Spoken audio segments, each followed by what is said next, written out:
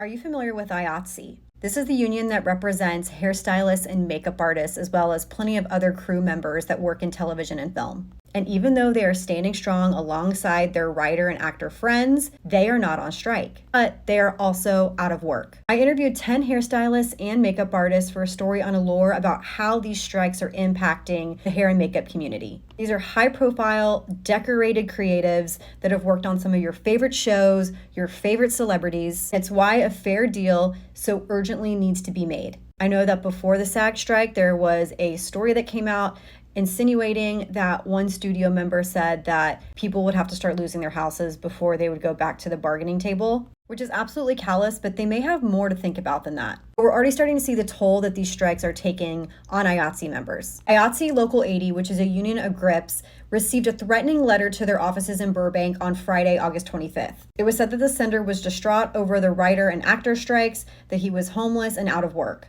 I interviewed Sarah Hinsgold, the hair department head of Stranger Things, and she explained that she's very concerned for her crew and that they don't make enough money to go for months on end without making a paycheck.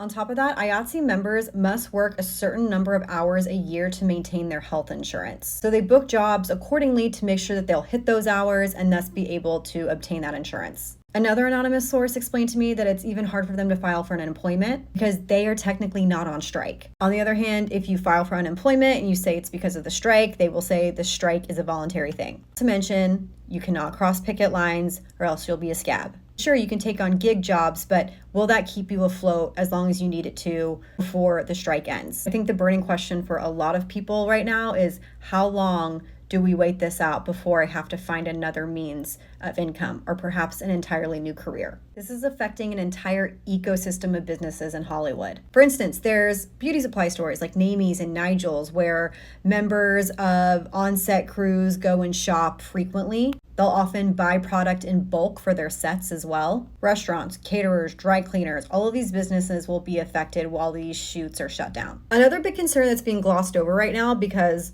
obviously we're in the middle of 2 strikes, there are bigger fish to fry, is that IATSE's contract is up for renegotiation in 2024. And many members are concerned that they may not get the deal they deserve because of these 2 strikes, not to mention we just went through a pandemic. Can this industry really withstand one more strike after all of this? It's difficult because these strikes need to happen. However, people also need to work. I have to believe that the leadership at the WGA and at SAG-AFTRA are thinking about this and will find a way to work closely with IATSE to make sure that they get the deal that they deserve and stand with them in solidarity as IATSE has with their unions. So how can we help our hairstylist and makeup artist friends? There are different funds that you can donate to, but I want to make a plea because I know a lot of beauty brands and I feel very grateful to have this platform. If you are a beauty brand and you're working on something like a photo shoot, a video shoot, I know Halloween's coming up. These are the creme de la creme when it comes to special effects work, makeup artistry, hairstyling, bald caps, anything you can think of. These people know how to do better than probably everybody else because they have to do it in high definition and make it look good. Hire them to make content for your social pages. Hire them to do fun, creative things that works their artistry muscle because they don't want to cross picket lines, but they do need to make a living. And we certainly don't want to lose any amazing talents that we have in this union just because they couldn't afford to take on the strike any longer.